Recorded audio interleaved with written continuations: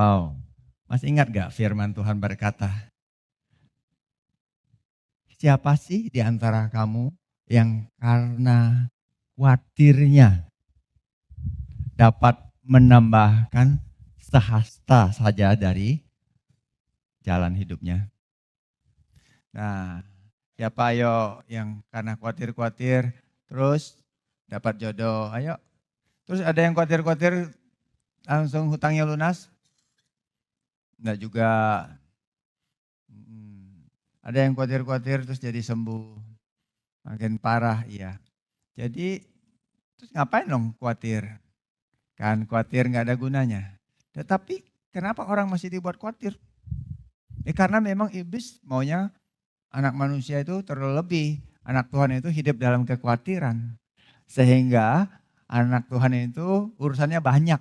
Nggak ngurusi dia. Gitu, nggak fokus kepada kerajaan Allah. Jadi kekhawatiran itu apa? Ya memang senjata yang ditempa iblis untuk menyerang. Menyerang anak-anak Tuhan. Pahami itu. Jadi iblis enggak perlu frontal hadang jalanmu. Karena dia tidak boleh lakukan itu juga. Tetapi dia taruhkan di dalam pikiranmu rasa khawatir. Jadi masih ingat, worry apa? Is the enemy's weapon. Itu senjata musuh. Buang itu. Dia memakainya untuk menyerang anak-anak Tuhan. Use to attack God's people. Dia menyerang anak-anak Tuhan. Gitu. Nah saat kamu mulai khawatir, apa yang terjadi? Mulai terganggu kan hidupnya. Padahal gak ada apa-apa. Kekhawatiran membuat hidupnya banyak masalah dan persoalan. Kenapa? When worry becomes distraction. When worry becomes distraction. It brings distraction. Kalau kamu sudah terganggu, satu hari dia akan menghancurkan hidup orang-orang. Orang-orang percaya. Paham? Jadi kenapa Tuhan Yesus di dalam khotbahnya itu dia menaruhkan hal ini. Menjadi hal yang dicatat oleh Matius. Dan diulangi lagi. Bahwa kita tidak perlu khawatir. Sebab itu ayat 34. Janganlah kamu khawatir akan hari esok. Karena hari besok mempunyai kesusahannya sendiri. Kesusahan sehari cukuplah untuk sehari. Apa yang membuatmu susah hari ini? Cukup buat hari ini. Artinya hari ini ada kasih karunia-Nya. Gitu. Hari ini semuanya baik. Jadi besok pasti baik. Kalau ada namanya si besok, biarkan si besok yang urus. Gitu. Seandainya ada seseorang berjanji berkata, besok saya akan kasih kamu 5M. Dan itu dijadikannya ketetapan. Ditulis, besok kamu akan mendapat 5M rupiah. Senang apa enggak? Senang. Banyak yang senang. Puji Tuhan. Terus begitu besok, dia kasih baca, besok kamu akan mendapat 5M. Besok udah 2 hari nih. Besok lagi, ya besok dong dapat 5M-nya. Kan tulisannya besok, ngomongnya besok. Besok tuh hari besok yang punya. Jadi kapan kamu dapat 5M-nya? Besok. Seumur hidupmu adalah besok yang mendapatkannya, bukan kamu. Biarkanlah kekhawatiran itu milik si besok. Ada amin. Bukan milikmu.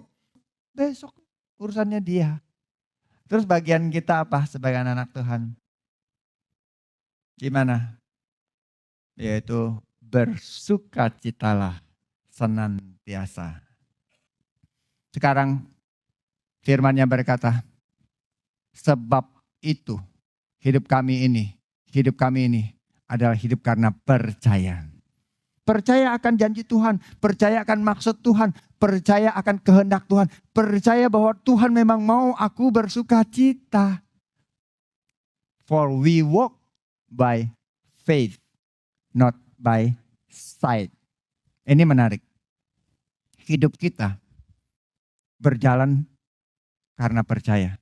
Walk, progress, ada kemajuan, langkah demi langkah. Setiap langkah ada percaya, setiap langkah ada iman, setiap langkah ya ada kebenaran firman yang menuntun. Itu maksudnya. Bukan setiap langkah masalah, setiap langkah keadaan tidak lebih baik, setiap langkah ada sakit, ada kelemahan, ada ketakutan dan lain-lain. Bukan itu. Iman itu bukanlah mendenial fakta. Bukan menutup mata atas realita. Atas masalah, persoalan, kekurangan semuanya. Tetapi justru engkau membuka mata atas apa? Atas realita yang lebih tinggi, realita yang lebih besar, realita yang lebih benar. Yaitu bahwa Tuhan sanggup memelihara hidupmu. Bahwa Tuhan telah menyediakannya untukmu. Bahwa Tuhan memberikan yang terbaik buat hidupmu. Itu realita yang lebih tinggi dari semua keterbatasan, dari semua kekurangan. Saya punya masalah, mungkin saya belum menikah. Ya, benar, saya single. Ya, umur sudah sekian, belum ada yang melamar misalnya. Tetapi bagaimana? Saya melihat Tuhan memegang hari esok, memegang masa depan saya. Sehingga saya tidak pernah turun harga. Seharga apa? Seharga Tuhan menaruhkan dalam kehidupan saya. Sehingga saya tidak hidup sembarangan. Menista mata pikiran saya dengan tonton-tontonan yang buruk. Dan berkata menghibur hati yang lara. Bukan seperti itu. Kalau saya menikah dan pernikahan misalnya sangat terbatas dan susah. Anggaplah yang orang yang saya nikahi ini contoh ya kan. Selipkan dulu nanti orang potong dikira saya nggak bahagia banget. Lagi nyindir lagi. Tetapi saya melihat bahwa Tuhan yang memberikan pernikahan itu. Ya, menjanjikan bahwa di dalam pernikahan itu seperti yang dituliskan tadi, dia memberikan sukacita. Saya pegang janji itu. Jadi bukan pura-pura, karena ada janji yang dipegang. Contoh kalau orang sakit, bukan pura-pura sehat. Enggak kok, enggak sakit, padahal sakit banget. Itu kan bohong namanya.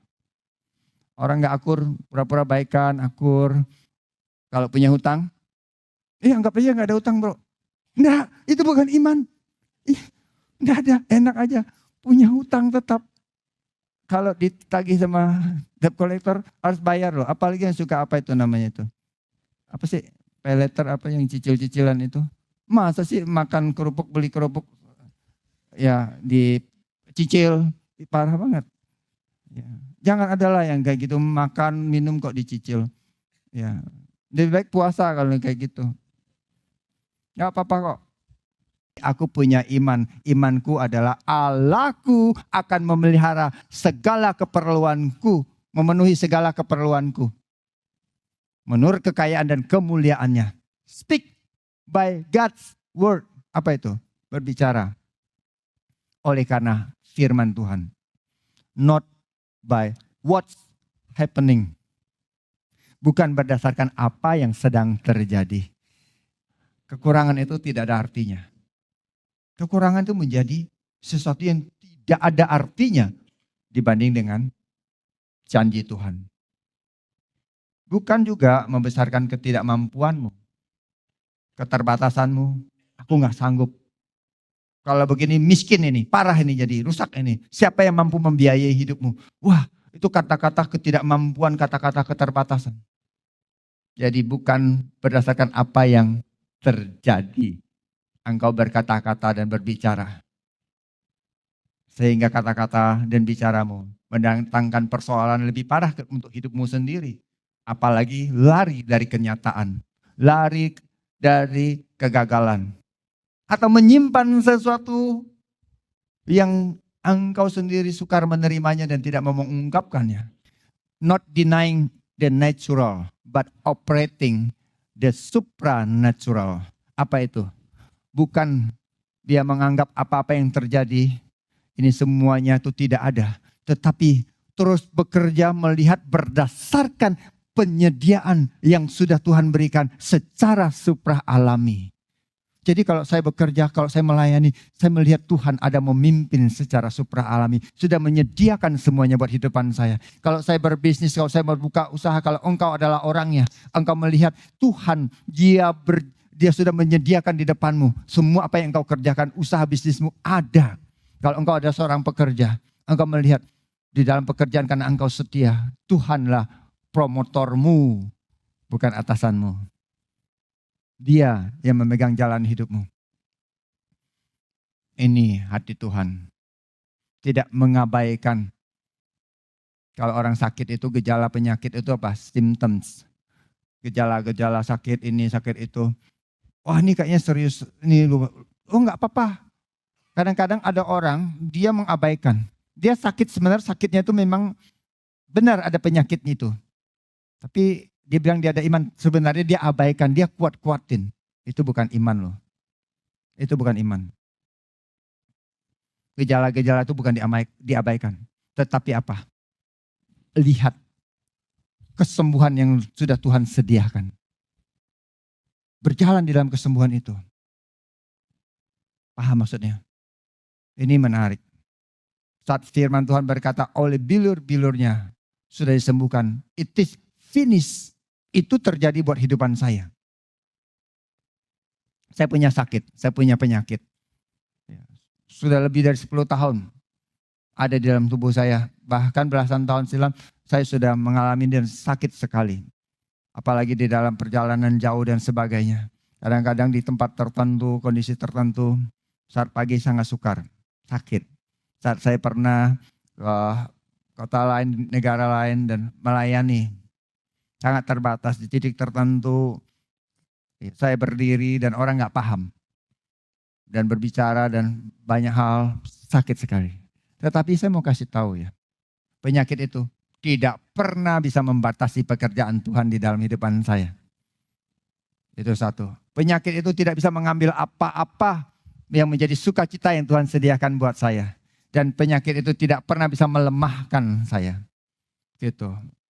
Saya olahraga lari, main badminton, ya tidak ada bedanya dengan orang umur 25 tahun. Kenapa boleh begitu? Saya bukan mengabaikan penyakit itu. Tapi saya percaya itu bukan datang dari Tuhan. Saya percaya bahwa aku sudah disembuhkan. Tetapi kalau dia ada di situ, dia tidak boleh membatalkan, mengganggu, dan membuat hidupan saya terbatasi. Saya berhutang. Waktu itu jumlah itu 25 tahun silam tuh 300 juta lah hutangnya. Ya 25 tahun, masih muda memang. Sekarang juga hutangnya ada banyak. Gitu. Ya saya anggap itu hutang. Karena itu satu kelalaian. Walaupun itu bukan hutang menurut perjanjian. Tapi hutang itu besar. Jadi saya tentu butuh uang, kerja. Tetapi pekerjaan saya itu pekerjaan biasa. Pekerjaan sehari-hari di mana orang cukup dan bisa simpan. Yang saya usahakan adalah mengembalikan hutang itu. Karena saya menganggapnya hutang. Walaupun orang-orang sudah tidak berpikir bahwa dia ada piutang dengan saya. Tapi saya mencatat itu karena mereka butuh uang-uang itu. Jadi uang yang sudah diinvestasikan bukan karena saya. Ya maksudnya yang merugikan karena mereka sudah menandatangani semua. Tetapi saya mengambil itu sebagai bagian. Karena orang-orang itu percaya. Saudara dan teman dekat. Gitu. Jadi saya bekerja untuk mengembalikan uang itu. Ya, tapi dalam kondisi yang seperti itu kan sangat terbatas. Di masa seperti itu pun, masa yang sangat terbatas sebelum saya menikah, di masa itu, mengumpulkan uang dan mengembalikan, mengirimkan uang-uang itu. Saya melihat dalam keterbatasan itu, ada orang yang kekurangan dan terbatas, ada hal-hal yang terjadi. Ternyata itu semua benih sudah ada ditaburkan. Jauh sebelumnya, jauh saat dimana saya ada mengenal firman seperti engkau saudaraku hari ini mengerti. Tuhan sudah menaruhkan itu untuk memberi, untuk menabur. Itu satu bagian dalam kehidupan saya. Sudah sangat lama, sangat jauh. Saya ingat pertama saya memberikan kendaraan saya yang sudah jelek tentunya. Saat saya masih menjadi tukang masak dan saya keluar kerja dan tidak lagi ada penghasilan. Dan di masa itu saya tidak punya simpanan. Jangan heran kalau hidupan saya berkelimpahan. Karena ternyata saya sudah nanam di mana-mana. Sudah nabur di bangsa-bangsa. Tidak pernah ada tahun kering, tidak pernah ada masa sukar, tidak pernah ada keberatan, kesusahan yang bagaimanapun terjadi. Sehingga kami kekurangan dan sangat terbatas. Tetapi itu karena benih. Kenapa? Karena banyak orang berpikir kalau lagi terbatas, ya kita harus irit. Itu wajar kok. Semua orang itu sangat wajar. Tetapi firman Tuhan berkata, kau pernah membaca firman Tuhan di dalam Lukas? Dia berkata apa? Berilah maka kamu akan diberi. Menabur. Cara melihat yang berbeda. Jadi hukum kerajaan Allah itu berbeda. Hari ini saya bagikan. Bukan sebagai bentuk untuk engkau memberi dan mengharapkan. Tetapi tidak melihat kekurangan itu sebagai batasan. Tidak melihatnya sebagai satu bagian dari kemiskinan. Tapi ada firman justru menjadi kesempatan. Saya cerita memberi saat susah bukan cuma ngajar. Saya cerita hidup saya agar engkau mendengarnya. Tapi berdasarkan iman, bukan berdasarkan perasaan. Menakar, engkau akan ditakar. Saya bicara kepercayaan kepada penyediaan Tuhan. Bukan memberi untuk mendapatkan. Saya tidak pernah punya maksud itu. Saya membangkitkan kepercayaanmu kepada firman kalau engkau terbatas. Untuk engkau melihat penyediaan yang lebih besar. Makanya apa yang tidak orang alami, orang-orang segenerasi saya di tempat di mana kota, negara di mana saya tinggal. Kami, saya bersama dengan keluarga menerimanya secara lahiriah. Tetapi lebih daripada itu, karena ini adalah hati Tuhan, Tuhan membawa saya untuk mengenal hatinya. Sehingga ada buat setiap saudara yang mendengarkan. Itu lebih berharga daripada kehidupan lahiriah kami. Karena saya tidak hanya berbicara secara lahiriah. Karena satu saja di antara engkau harganya sudah tidak terbeli. Begitu luar biasa hati Tuhan. Kalau engkau mau melihat pekerjaan Tuhan, kalau engkau melihat hidupmu berarti dan bermakna. Air yang tidak ada artinya cuma untuk cuci kaki dan dijadikan anggur yang termahal. Pernah gak melihat hidupmu seperti itu? Berharganya bagi Tuhan. Air buat basuh kaki dijadikannya anggur termahal. Apalagi hidupmu yang sudah diciptakan di dalam kemuliaannya. Masakan Tuhan tidak menjadikannya indah? Dia yang mengubah. Dia yang menjadikan. Dia pembuat mujizat. Banyak orang melihat mujizat hanya berdasarkan keinginan, masalah persoalan. Saya melihat mujizat atas hidup orang-orang saat orang itu tidak menyadarinya. Bahwa dia membutuhkan mujizat itu. Karena mujizat yang sesungguhnya adalah hidupmu. Bukan hanya percaya, tapi hidupmu menjadi nyata kemuliaan Tuhan melaluinya. Jadi inilah hati Tuhan yang luar biasa. Bukan berdasarkan apa yang belum selesai. Hutang belum beres, pasangan belum ada, masih posisi jabatannya kontraktor, pekerjaannya, alias setiap tahun kontrak perpanjang. Bukan itu. Itu bukan ukuran. Tapi berdasarkan apa yang Yesus sudah selesaikan bagimu. Kalau engkau lihat Yesus sudah selesaikan, hidupmu terpelihara. Dia datang khusus untuk mau-maunya memberi kebahagiaan. Sedangkan itu belum waktunya. Dia rela. Hati Yesus itu sangat rela. Lebih rela engkau bahagia daripada dia tidak tepat waktu. Dia kecepatan. Orang dia jawab mamanya, jawab ibunya, Maria itu berkata, waktuku belum tiba. Tetapi kok mau membuat mujizat. Karena engkau itu penting untuk bahagia. Dia lihat engkau. Pahamkah hati Tuhan seperti itu? Dia mau. Nah sekarang dia sudah selesaikan buat hidupmu. Maukah engkau mempercayai dan menerimanya? Kalau engkau mau. Itu kasih karunia. Ada kasih karunia engkau tidak selesaikan, tidak buat apapun. Tapi dia sediakan buat hidupmu. Kalau engkau mau profetis hidupmu. Lihat pekerjaan Tuhan itu luar biasa. Bukan dari hitungan-hitungan yang terbatas. tetapi dari maksud hati Tuhan. Paham? Lihat gereja di mana engkau berada hari ini.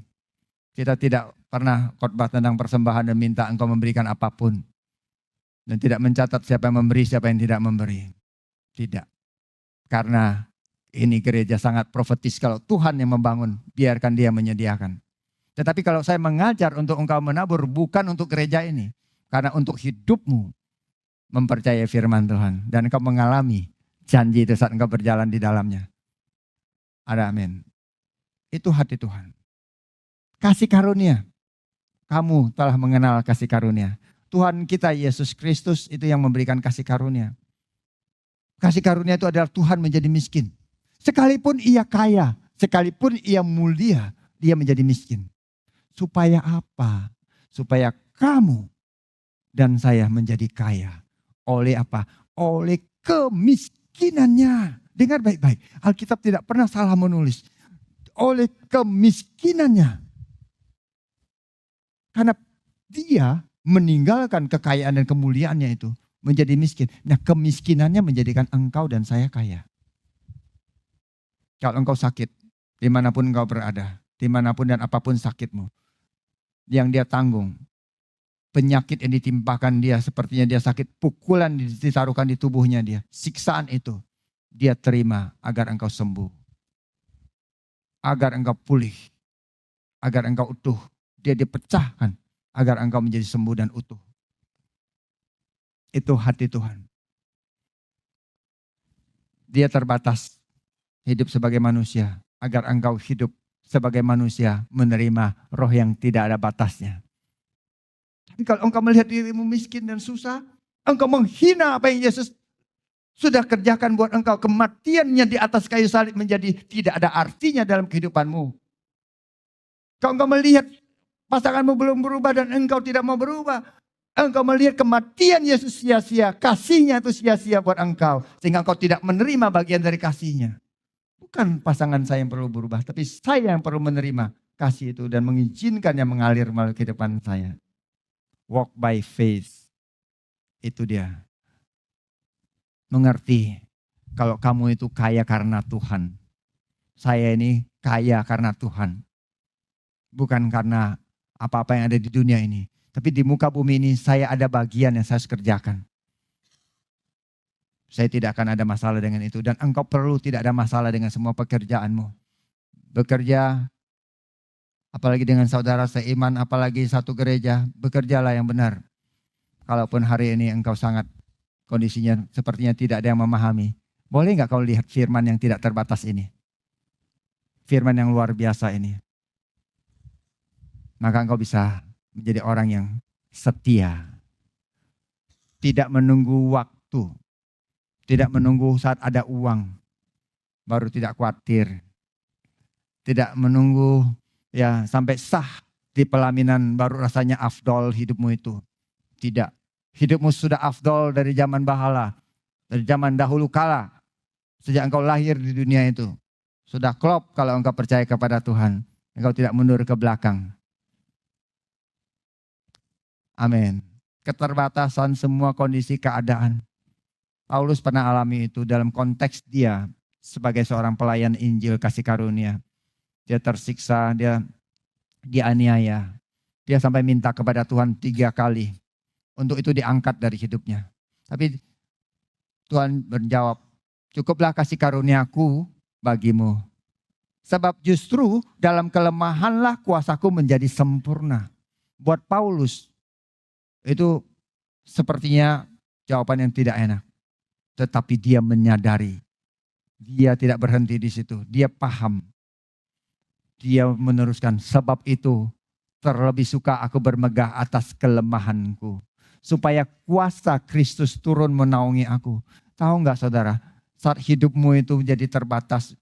Ada masalah, ada persoalan mendatangi hidupmu. Itu selalu menjadi kesempatan kuasa Tuhan menjadi dinyatakan dan sempurna. Karena itu aku senang dan rela di dalam kelemahan, di dalam siksaan, di dalam kesukaran, di dalam penganiayaan dan kesesakan oleh karena Kristus. Sebab jika aku lemah, maka aku kuat. Perasaan itu lemah. Tetapi Kristus itu kuat dan dia ada di dalammu. Jadilah engkau kuat. Keadaanmu itu kurang, terbatas. Tetapi ada firman Tuhan di dalam 2 Korintus 8 ayat 9 berkata, karena Kristus engkau jadi kaya, karena dia sudah memilih untuk miskin. Sekarang engkau berkelimpahan. Engkau abundantly supplied. Berkelimpahan supply-mu itu. Kalau keadaanmu ada khawatir hari esok. Seperti yang tadi di awal. Filipi 4 ayat 6 berkata, nyatakanlah keinginanmu. Itu walk by faith. Dalam segala hal keinginanmu, dalam doa dan permohonan dengan ucapan syukur. Itu namanya orang yang intim dengan kasih karunia. Bersyukur. Bukan bersyukur buat apa yang tidak ada. Bersyukur buat apa yang sudah Tuhan sediakan. Tapi aku belum menerimanya. Aku bersyukur karena itu sudah diberikan kepadaku secara supra alami. Sehingga hari esok ada kesusahannya sendiri. Engkau bisa melihat itu. Sehingga engkau tidak digoyahkan oleh apa yang engkau lihat. Engkau tidak menutup matamu, engkau tetap membuka matamu. Tapi engkau buka untuk sesuatu yang lebih besar yang Tuhan sudah sediakan. Sesuatu yang lebih kuat di mana Tuhan adalah penopangnya. Sesuatu yang jauh lebih teguh karena dia adalah gunung batu itu. Sehingga hidupmu tidak lagi digoyahkan. Bukan mengabaikan fakta keadaan. Itu iya. Kau berkata, tetapi ada ini firman Tuhan, ada ini janji Tuhan, ada ini maksud hati Tuhan buat hidupmu. Sehingga engkau tidak pernah turun, tetapi engkau naik bersama dengan kasih karunia-Nya. Itu namanya sukacita di dalam kelimpahan yang luar biasa. Rejoice in the abundant supply. Bukan lagi dan jangan lagi memungkirinya. Atau berpura-pura untuk itu. Tetapi mulai sekarang apa? Bersukacitalah, teguh dan terimalah setiap pekerjaan yang sudah diselesaikan oleh Tuhan Yesus.